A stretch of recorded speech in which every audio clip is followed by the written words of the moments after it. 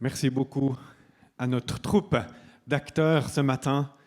Merci d'avoir montré que le mal est mal, mais que la victoire appartient à Dieu. Et lui, il a eu la victoire sur le mal et il a rejeté la puissance des ténèbres en arrière. Et nous proclamons la victoire de Jésus-Christ.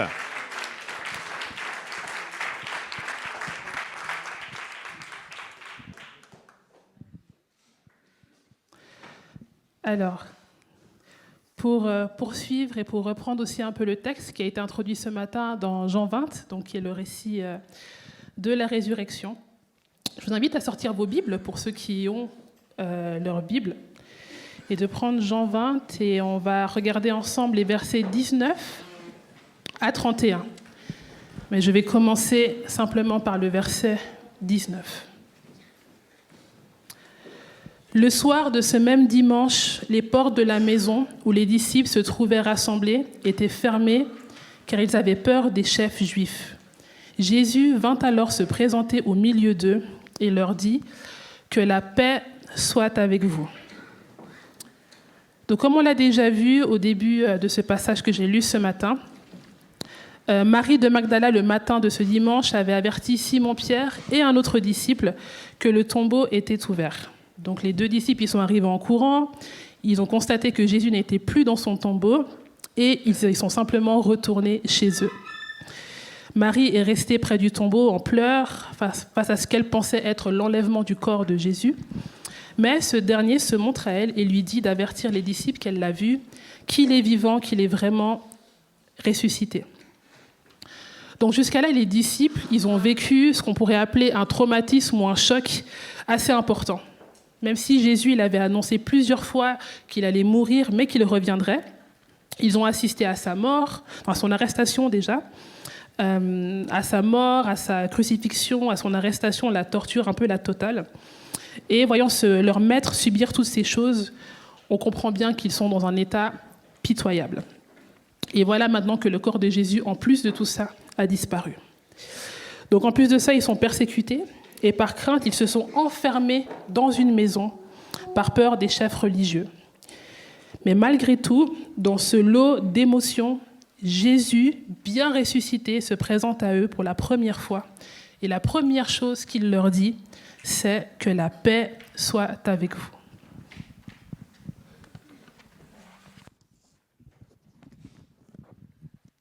Que la paix soit avec vous. Et après avoir dit cela, il leur montra ses mains et son côté. Les disciples furent remplis de joie en voyant le Seigneur. Jésus leur dit de nouveau, « Que la paix soit avec vous. Tout comme le Père m'a envoyé, moi aussi je vous envoie. » Après ces paroles, il souffla sur eux et leur dit, « Recevez le Saint-Esprit. Ceux à qui vous pardonnerez les péchés, ils leur seront pardonnés, et ceux à qui vous les retiendrez, ils leur seront retenus. » Amen. Jésus arrive là au milieu des disciples et cette parole pose le cadre, que la paix soit avec vous.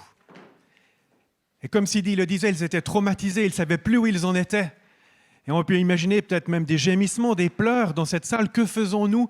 Et tout à coup, Jésus est là. Et il apporte la paix.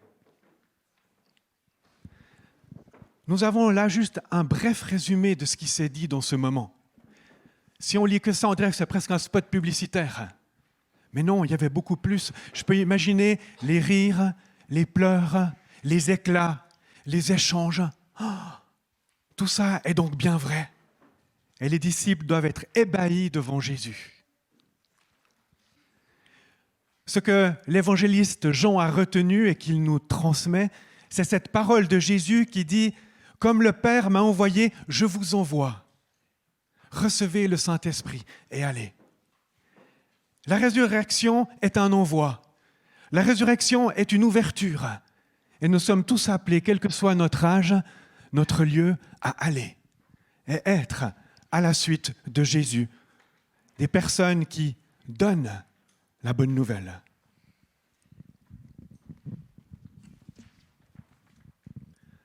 J'aime beaucoup ce mouvement de Dieu qui envoie son Fils et qui vient sur la terre.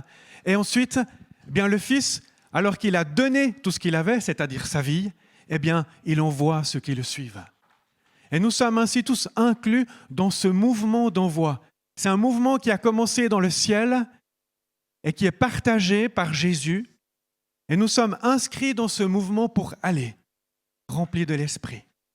Ce mouvement trinitaire de toute éternité nous rejoint là où nous sommes et nous permet d'aller et d'être les envoyés du Christ.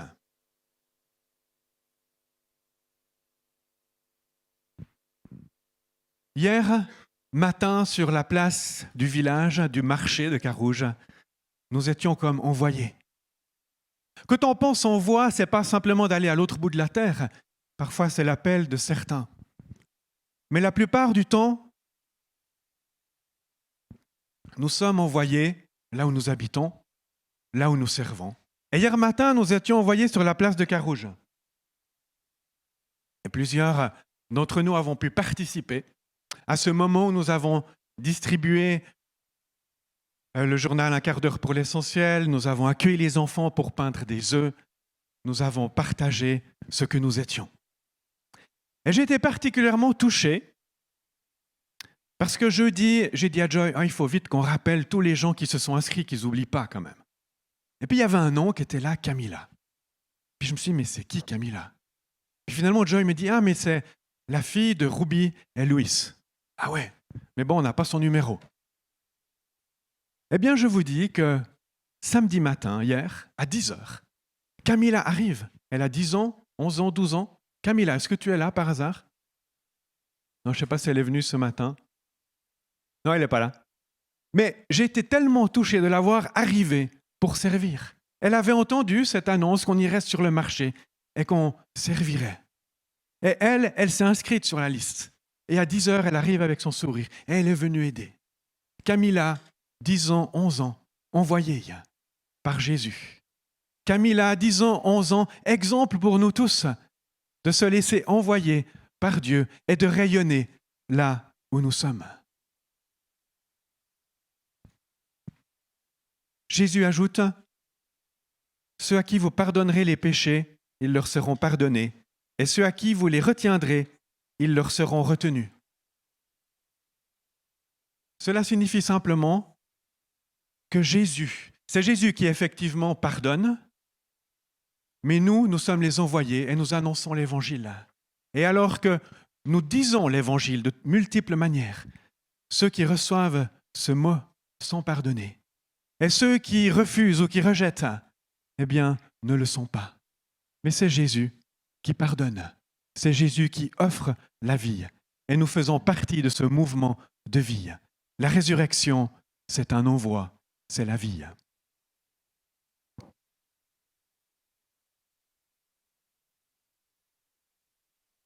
Je lis les versets suivants, donc les versets 24 à 29.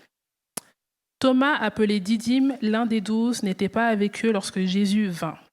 Les autres disciples lui dirent donc, « Nous avons vu le Seigneur. » Mais il leur dit, « Si je ne vois pas dans ses mains la marque des clous, si je ne mets pas mon doigt, et si je ne mets pas dans ma main son côté, je ne croirai pas. » 8 jours après, les disciples de Jésus étaient de nouveau dans la maison, et Thomas se trouvait avec eux. Jésus vint alors que les portes étaient fermées, se tint au milieu d'eux et dit, « Que la paix soit avec vous. » Puis il dit à Thomas, « Avance ton doigt ici et regarde mes mains. Avance aussi ta main et mets-la dans mon côté. Ne sois pas incrédule, mais crois. » Thomas lui répondit, « Mon Seigneur et mon Dieu. » Jésus lui dit, « Parce que tu m'as vu, tu as cru. Heureux ceux qui n'ont pas vu et qui ont cru. » Donc, Thomas, dans ce passage, c'est un des témoins de la résurrection, mais c'est aussi un personnage clé en ce qui concerne le thème de la foi. Il faisait partie des 12 disciples, donc des 12 hommes, qui ont accompagné Jésus à travers de son ministère, au travers de son ministère sur terre, et puis qui est devenu aussi un de ses témoins. Donc, à ses côtés, il a été enseigné, il a vu les miracles, et il le reconnaissait aussi comme Messie. Malheureusement, force est de constater que quand on parle souvent de Thomas, son personnage il est assez méprisé et il est utilisé aussi comme un mauvais exemple. C'est un peu celui qu'on résume comme l'incrédule qui avait besoin de voir Jésus pour croire vraiment qu'il était ressuscité. Or, c'est sur la base de la foi en Jésus-Christ ressuscité dans sa vie qu'on reçoit le salut, n'est-ce pas? C'est d'ailleurs aussi ce que dit Paul à l'église de Corinthe dans 2 Corinthiens 5,7 où il dit « Car nous marchons par la foi et non par la vue ». Donc la foi, elle a une valeur qui, par principe, est indépendante du sens de la vue. Si on se rappelle aussi dans Hébreux 11, les versets 1 à 2, il est dit « Or la foi est une ferme assurance des choses qu'on espère, une démonstration de celles qu'on ne voit pas. Pour l'avoir possédée, les anciens ont obtenu un témoignage favorable. » Du coup, là, le témoignage de Thomas, ils ne sont pas très bons. Ce n'est pas terrible. Si on se fie à ce récit et surtout l'interprétation générale qu'on entend de ce récit. Mais Thomas, ce n'est pas quelqu'un de mauvais ou même qui a été disqualifié, même dans ce récit. Comme il était disciple, il connaissait personnellement Jésus et il l'aimait d'un amour qu'on peut même qualifier d'assez radical. Et c'est ce qu'on voit un peu plus tôt dans Jean 11, où Jésus et ses disciples ils sont à Béthanie. C'est le récit de la résurrection de Lazare. Et Jésus dit à ses disciples qu'il faut retourner en Judée. Mais ses disciples, ils ne sont pas très, favorables, parce que la dernière fois qu'ils étaient en Judée, on a essayé de lapider Jésus. Mais Thomas, même face à cette annonce de retourner en Judée malgré la persécution, il dit aux autres disciples « Allons aussi afin de mourir avec lui ». Et Jésus, dans le chapitre 15, il dit « Il n'y a pas de plus grand amour que de donner sa vie pour ses amis ». Donc Thomas, ce n'est pas un disciple indigne et quelqu'un de profondément incrédule, c'est quelqu'un qui avait clairement le cœur à mourir pour son maître, à aller jusqu'à la mort avec lui et pour lui. Mais ce texte nous raconte quelque chose d'un peu différent de son personnage. Donc on va prendre juste quelques éléments de contexte pour comprendre pourquoi Thomas, alors qu'il voit Jésus, ou qu'il attend de le voir aussi, réagit de cette façon. Donc tout d'abord, avant la mort à la croix, Jésus avait annoncé à ses disciples qu'il allait revenir, qu'il allait ressusciter, mais il n'a pas dit qu'il le ferait exactement en 3 jours. Au tout début de l'Évangile, alors qu'il est en train de répondre aux Juifs qu'il pourrait relever le temple en 3 jours s'il était détruit, personne ne comprend encore qu'il parle de son propre corps. Donc lorsque Jésus parle ensuite de son retour, les disciples, et Thomas y compris, comprennent qu'il reviendra à la fin des temps, ressusciter tous les morts et continuer l'éternité avec toutes celles et ceux qui l'auront suivi. Ensuite, Thomas, c'est quelqu'un qui aime tout ce qui fait sens. Il aime bien ce qui est, on va dire, logique. Dans Jean 14, quand Jésus annonce qu'il va s'en aller, qu'il va préparer une place pour ses disciples et revenir ensuite, Thomas y répond « Seigneur, nous ne savons pas où tu vas. Comment pouvons-nous en savoir le chemin ?» Donc lui, dans une perspective logique, il dit « Mais Seigneur, tu dis que tu pars, qu'on doit suivre un chemin, mais déjà, tu vas où ?» Tu vois ? Donc il faut être concret avec nous. Finalement, le verset 24 de ce chapitre 20 dit bien que Thomas n'était pas avec eux lorsque Jésus vint pour la première fois.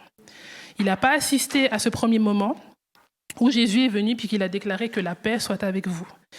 Donc quand les autres disciples lui racontent ce qui s'est passé, c'est compréhensible qu'ils se disent « Non, mais moi je ne crois pas, je verrai quand j'aurai vraiment vu les stigmates, le côté, et que c'est vraiment les marques de mon Jésus qui est ressuscité. » Ensuite, il y a 8 jours qui s'écoulent, et pendant ces 8 jours, il ne se passe rien. En tout cas, il n'y a rien qui nous est dit.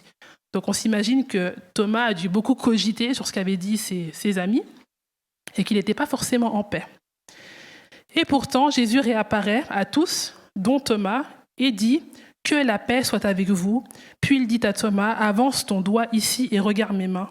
Avance ta main et mets-la dans mon côté. Ne sois pas incrédule, mais crois. » Je ne sais pas si vous imaginez si Jésus vous apparaît avec ses stigmates et qui vous dit « Regarde, mets ta main là où c'est ouvert, où il y a la plaie ouverte. Mets ta main dans mon côté, à l'intérieur. » C'est assez particulier. Mais les disciples, ils avaient déjà vu Jésus une fois. Donc, il n'y a pas matière de vraiment reprocher quoi que ce soit à Thomas. Parce qu'en plus, Jésus avait directement montré ses mains et son côté aux disciples. Donc, c'est facile de s'en prendre à Thomas en disant que c'est un peu l'incrédule. Mais j'aime beaucoup la réponse de Jésus parce qu'elle a un côté un peu ironique. D'abord, il lui fait comprendre que ce n'est pas nécessaire qu'il le touche. Car sans même l'avoir touché, Thomas répond directement « Mon Seigneur et mon Dieu ». Donc, il le reconnaît par la vue. Mais Jésus il va encore plus loin et il dit « Parce que tu m'as vu, tu as cru ». Donc, il n'est pas en train de condamner Thomas parce qu'en le voyant, il l'a cru. Il avait fait de même pour les disciples, comme je l'ai dit. Mais Jésus, il vient instaurer une vérité qui est fondamentale pour tous les chrétiens, pour toutes les personnes qui croient en lui. C'est ce qu'il dit à la fin du verset 29. « Heureux ceux qui n'ont pas vu et qui ont cru ». Comme on l'a vu, Thomas était un des 12 disciples de Jésus-Christ. Il avait été enseigné par lui, il avait vu ses miracles, il le reconnaissait comme Messie. Mais surtout, il était un des plus intimes de Jésus en tant que disciple. Il le voyait quotidiennement et certainement qu'il l'avait touché. Mais cela ne lui a pas suffi pour croire que Jésus était vraiment ressuscité. Toucher, voir, contrairement à ce qu'on pourrait croire, ne suffit pas pour avoir la foi. Et c'est un défi qu'on peut rencontrer au quotidien parce qu'en tant qu'être humain, on aime les choses concrètes. On aime les choses tangibles, les preuves, les signes. Donc on est un peu tous, on a été, on est, on sera peut-être encore comme Thomas. Donc c'est vrai que les signes, etc., ça peut booster, soutenir notre foi, car Dieu est puissant, et puis il se manifeste aussi au travers de cela quand on place notre foi en lui. Mais les circonstances de nos vies ou les signes ne peuvent pas être le fondement de notre foi. Elles peuvent en être le résultat, mais pas la fondation. Les choses changent et les circonstances ne s'alignent pas tout le temps comme on le voudrait. Mais Dieu, lui, ne change pas. Il est le même hier, aujourd'hui et éternellement. Dans Jean 14 au verset 1, Jésus disait déjà « Que votre cœur ne se trouble point, croyez en moi, croyez en Dieu et croyez en moi. » Donc c'est comme ça que tous ceux qui croient en Jésus, qu'il est vraiment ressuscité, mais qui n'ont pas eu besoin de le voir pour le croire, sont heureux.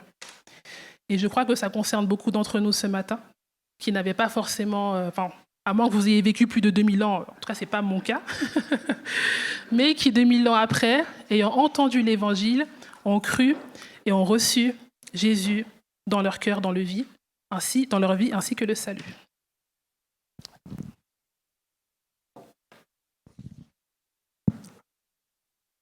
Et finalement, nous sommes presque au bout du récit de l'Évangile selon Jean. À la suite de ce passage, Jean écrit encore « Jésus a accompli en présence de ses disciples beaucoup d'autres signes qui ne sont pas décrits dans ce livre. Mais ceux-ci ont été décrits afin que vous croyiez que Jésus est le Messie, le Fils de Dieu, et qu'en croyant, vous ayez la vie en son nom. » Est-ce que l'équipe de louange peut se préparer? Et finalement, ça appuie ce qui vient d'être dit en lisant ce récit de l'Évangile. Et les quelques signes qui nous sont montrés, puisque Jésus en a fait bien d'autres, cela est suffisant pour croire que Jésus est le Messie et le Fils de Dieu. Et chacun d'entre nous, où que nous soyons, nous sommes invités à croire en Jésus, à croire qu'il est le Fils de Dieu. Et en croyant cela, nous avons la porte ouverte sur l'éternité. Nous avons la vie en Jésus-Christ. Et c'est cette victoire et c'est cette vie que nous célébrons ce matin en étant ici. Et à la suite de Thomas, à la suite de tous les autres disciples, nous voulons encore chanter et proclamer cette vie. Et je vous invite à tous prendre cette vie. Et si vous vous dites, mais où en suis-je? Que dois-je faire encore? La réponse est simple. Croyez que Jésus est le Fils de Dieu et vous serez sauvés. Amen.